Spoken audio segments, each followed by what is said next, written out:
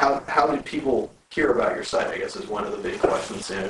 Were you telling people that you knew, or was it kind of something that you told people in the blogging community on other message boards or other types of things? Well, it's actually pretty interesting. Because I was keeping myself anonymous, I did not mention where I worked, who I was. For all intents and purposes, it was a completely anonymous site. The domain name was not even registered under my name, even though I owned it. So I wasn't doing any, what's the word? I wasn't doing any advertising through my larger personal site.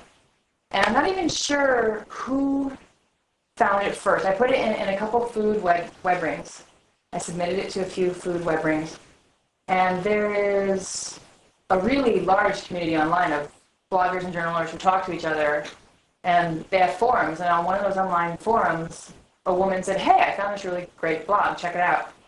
And I think that's where I actually started getting a fair amount of readers, because she put it up there, and a friend of hers had a husband who was a chef, who in the end actually took great offense to my site. He thought I was being completely egotistical and thinking I could put this out there when I knew nothing, which was sort of the point why I put it out there. I wanted to go through and share my experience of going from knowing nothing to perhaps learning something.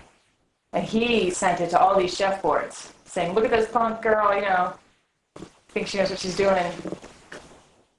Well, it was shocking to me to find that response.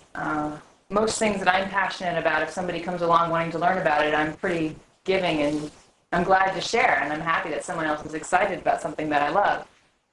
And it's clear that he loves being a chef. So I was a little surprised. But I responded to it actually in a fairly cheerful manner, and I didn't feel that hurt. And it was perhaps because I don't associate that site with me. I mean, it is me, but I have this other site that is far more personal as far as my creation of my persona online, however realistic or not that is. So I wasn't offended personally. I just thought it was sort of sad. And it was just one of those cases where I would try to explain something and he would counterattack it, and it just got bigger and bigger and kind of went out of control. We didn't really find a solution where we could both exist, or, I don't know. So it didn't really change how I acted as far as, it might have made me more determined to keep going, to prove that I could do it, although I didn't need to prove myself to him. But I guess it put a little more fire under my pot.